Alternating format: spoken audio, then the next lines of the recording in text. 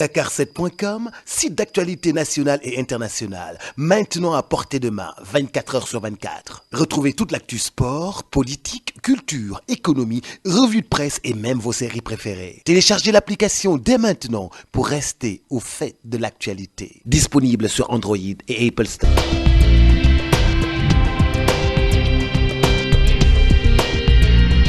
C'est d'abord féliciter le peuple français de l'élection du président Emmanuel Macron et nourrir l'espoir que nos relations avec la France vont s'améliorer davantage, quand bien même elles sont déjà à un niveau assez satisfaisant. Et je pense que également, au regard du programme qu'il a proposé aux Français, je pense que la France y trouvera son compte.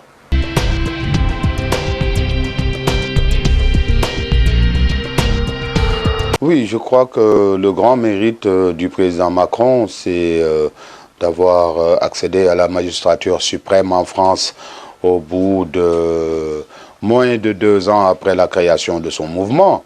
Je pense que cela confirme encore la volonté de sursaut des peuples, la rupture avec les méthodes classiques de gouvernance politique. Et je pense que c'est une dynamique qui est amorcée. Je suis heureux que le président de la République, son Excellence Macky Sall, soit le précurseur de cette dynamique-là. Et nous ne pouvons que nous en réjouir. Et la différence, simplement, c'est que le président Macky Sall est dans un contexte qui est tout à fait différent du contexte français, où la maturité politique n'est pas la même en France qu'au Sénégal. Et le président Macky Sall a réussi quand même en Afrique à faire ce qu'aucun président de la République n'a réussi à faire. C'est au bout de 3 ans après avoir créé sa formation politique, après de multiples péripéties, d'accéder au pouvoir au bout de 3 ans. Nous ne pouvons que nous en réjouir.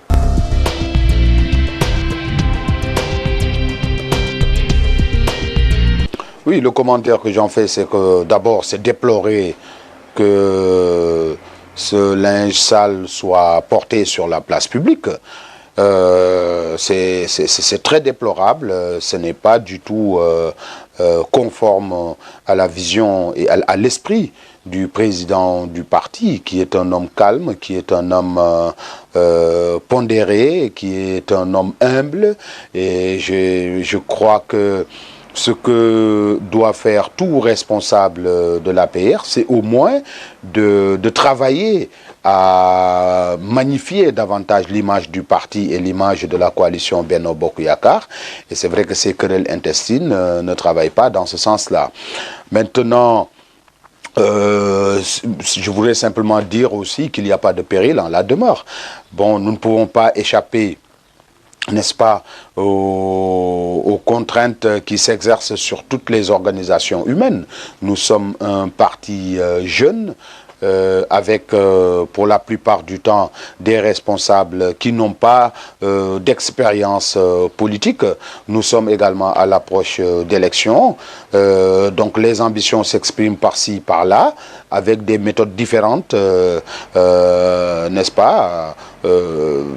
Mais je pense que, comme j'ai l'habitude de le dire, quand l'heure de vérité aura sonné, tout le monde rentrera dans les rangs, dans la perspective d'offrir au président une majorité confortable à l'Assemblée nationale.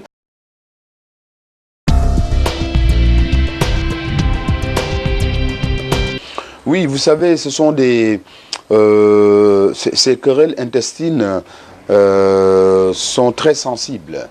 Et des fois, les motivations également sont insaisissables, si ce n'est tout simplement des querelles de positionnement qui sont inhérentes à tout parti politique. Le président, en sa qualité de président du parti, a eu raison, n'est-ce pas, de sonner la fin de la récréation et de ramener les uns et les autres dans les rangs. Il faut dire qu'avant le président, au même titre que d'autres responsables du parti, nous avons tenté de réduire ces dissensions-là et nous avons été également écoutés, mais vous comprenez très bien que le moment exige à ce que tous les moyens soient mis en œuvre pour que tout le monde travaille ensemble, n'est-ce pas, et que tout le monde taise les ambitions personnelles au profit, n'est-ce pas, de notre victoire aux prochaines élections.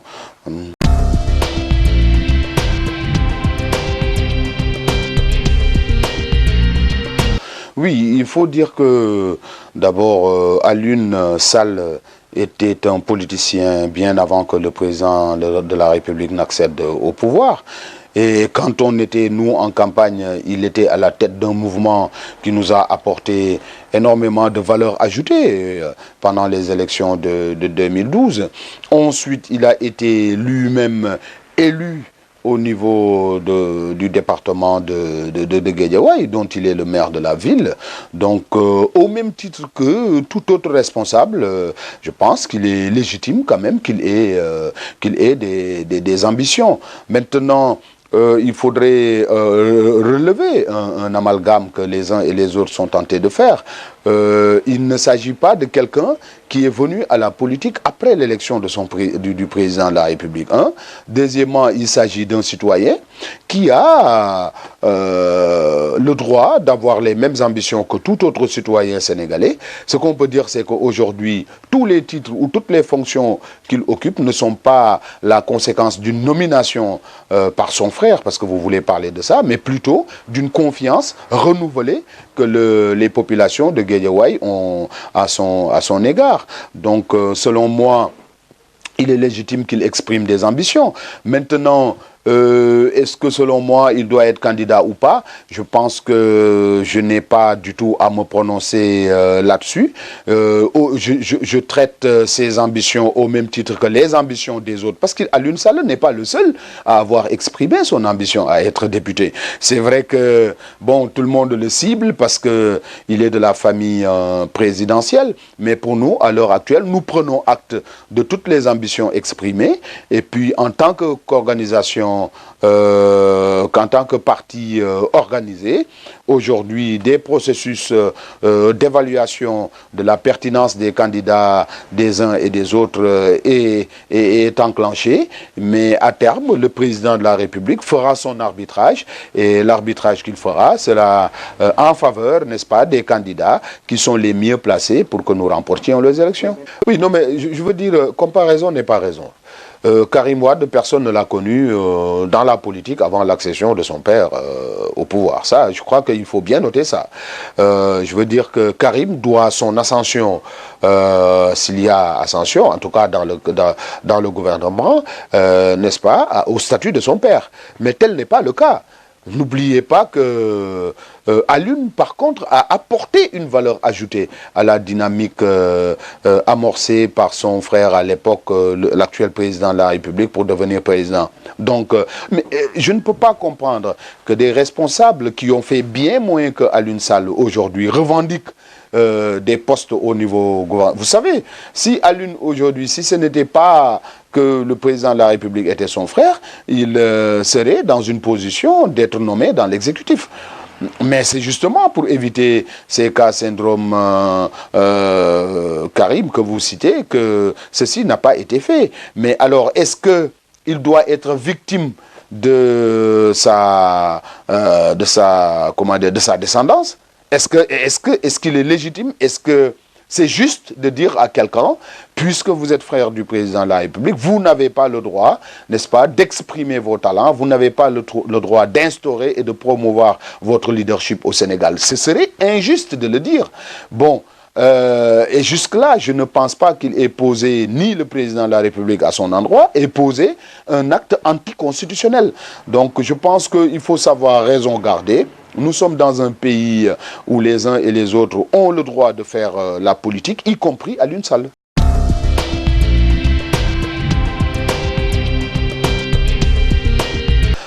Le processus est enclenché. Nous avons des procédures décrites par le président de la République et sur sa supervision. Et aujourd'hui, nous sommes sur le point d'examiner la cartographie, n'est-ce pas, politique de notre parti au niveau national et au niveau international. Et rassurez-vous, nous serons à l'heure des dépôts des listes et pour ça, le président de la République est en train de faire, n'est-ce pas, le travail nécessaire.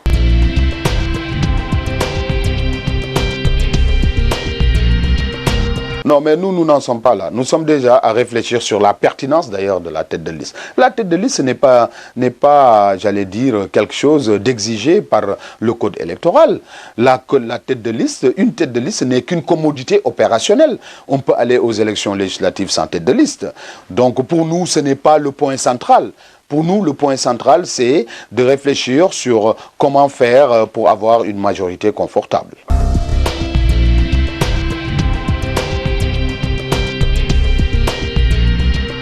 Non, mais je prends acte, comme j'ai pris acte aussi d'autres coalitions de l'opposition qui ont volé en éclats, pour ne pas dire qu'ils sont des mornais.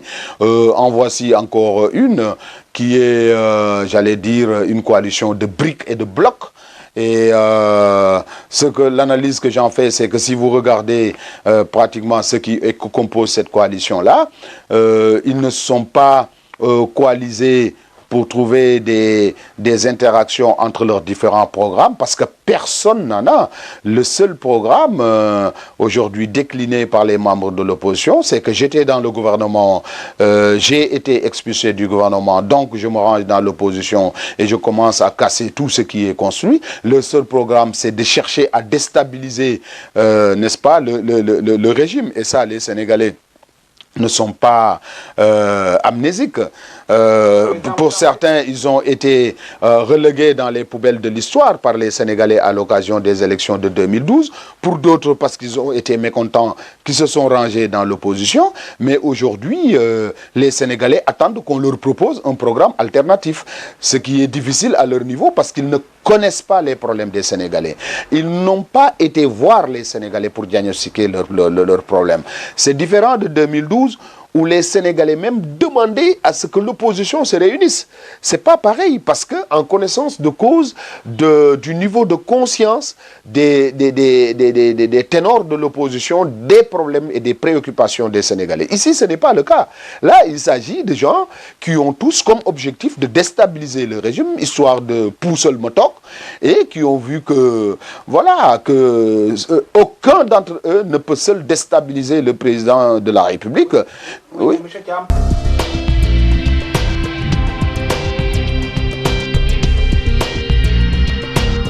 Ces ténors de l'opposition dont vous parlez, j'aurais appris que ce serait le président Abdoulaye Wade qui serait la tête de liste nationale, mais moi j'étais triste quand j'ai appris ça. J'étais triste à deux niveaux. J'étais triste pour Abdoulaye Wade, d'abord, qui est à un âge avancé, et quelqu'un disait hier qu'aujourd'hui, selon même l'islam, Abdoulaye Wade ne peut même plus diriger une prière collective compte tenu de son âge, et avec tout ce que regorge le Sénégal d'experts, d'hommes politiques, de jeunes ambitieux, qu'on n'ait de choix que sur un homme qui a fini de donner ce qu'il peut donner au pays, c'est triste. C'est triste d'un autre côté parce que les gens dont vous parlez, il faudrait voir le score qu'ils ont réalisé lors des dernières élections. Il y a aujourd'hui des leaders politiques qui ne le sont que de nom. Rappelez-vous qu'au Sénégal, il y a plus de 270 politiques, 270 partis politiques. Aucun de ces leaders-là dont vous parlez n'a pu, n'est-ce pas, affirmer une assise sociologique claire, suffisamment apte à inquiéter qui que ce soit. Donc, il ne s'agit pas de mettre 10 noms pour dire que oui, ça y est, c'est fait, mais non. Et je pense que les Sénégalais également ne sont pas prêts à oublier les résultats, j'allais dire, historiques obtenus par le président de la République et son gouvernement, hein, en termes de gouvernance, en termes d'infrastructures, en termes de progrès social et dans bien d'autres domaines. Et ce sont ces Sénégalais-là, justement, qui choisiront.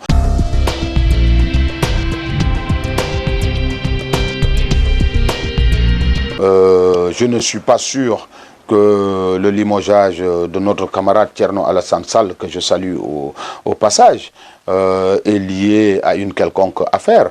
Il faudrait savoir que le président de la République a été élu au suffrage universel. Et notre constitution dit que c'est lui qui définit la politique de la nation en déléguant le Premier ministre et son gouvernement, n'est-ce pas, pour exécuter les différentes activités, n'est-ce pas, relativement à la politique définie par le président de la République. C'est lui également qui a l'exclusive prérogative de nommer les Sénégalais aux postes civils et militaires. À un moment donné, il a estimé changer un homme. Bon, pour moi, je crois que c'est une décision du président de la République qu'il a prise en connaissance de cause, qu'il a prise conformément également à sa vision et à sa volonté de pousser le Sénégal de l'avant. Pour moi, je ne peux que regretter qu'un camarade soit déchu de son poste de ministre. Et c'est l'occasion d'ailleurs pour encourager davantage notre ami Thierno Alassane Sall et l'inviter à travailler davantage parce que le parti nous appartient. Le parti, ce n'est pas l'exécutif. Le parti, il fait partie de ceux qui ont travaillé, n'est-ce pas, à le mettre en place. Ce n'est pas parce qu'il a perdu un poste dans le gouvernement qu'il devrait démissionner du parti. Et je pense que ce n'est pas du tout dans son esprit. Mais pour moi, l'essentiel, c'est qu'on ait des résultats. Voyez-vous, le président de la République a un style de management orienté vers le résultat. Voyez-vous, ma personne ni la personne de quelqu'un d'autre n'a aucune importance face à l'intérêt général. Donc, selon moi, ce qui devrait être analysé et commenté, ça doit être les résultats obtenus par le gouvernement et plutôt que la place qu'occupe un tel ou un autre.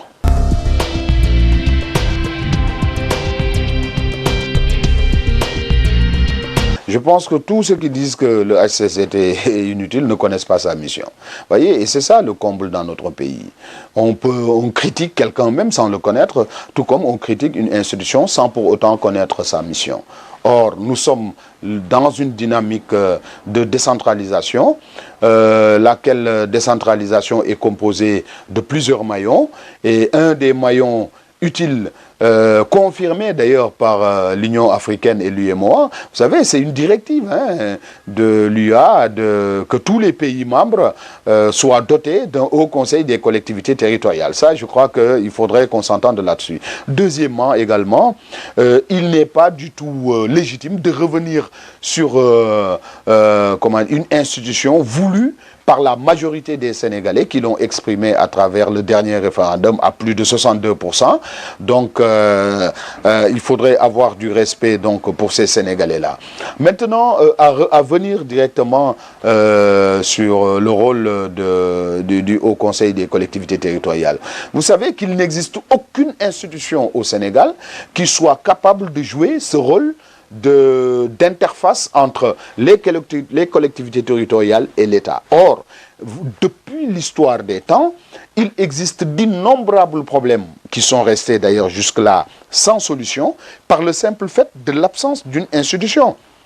Le Haut Conseil des collectivités territoriales a pour mission de glaner toutes les informations relativement aux préoccupations des collectivités territoriales en termes d'aménagement du territoire, en termes de gouvernance locale, en termes de fiscalité locale, en termes sur le plan foncier, etc.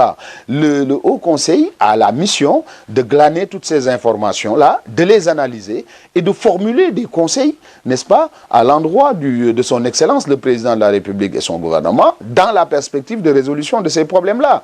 C'est une institution qui est très pertinente, c'est une instruction qui est très utile et d'ailleurs qui a commencé à le prouver. Nous avons fini notre première session de 2017 au cours de laquelle nous avons auditionné, en tout cas je dirais pas tous, mais en tout cas la majorité des départements ministériels intervenant dans le cadre de la décentralisation et nous sommes sur le point de rédiger le rapport avec des conseils, des suggestions au chef de l'État qui ne manquera pas de prendre en compte dans la poursuite de la politique de décentralisation. Je vous remercie, Président. C'est moi qui vous remercie. Dakar7.com, site d'actualité nationale et internationale, maintenant à portée de main, 24 heures sur 24. Retrouvez toute l'actu sport, politique, culture, économie, revue de presse et même vos séries préférées. Téléchargez l'application dès maintenant pour rester au fait de l'actualité. Disponible sur Android et Apple Store.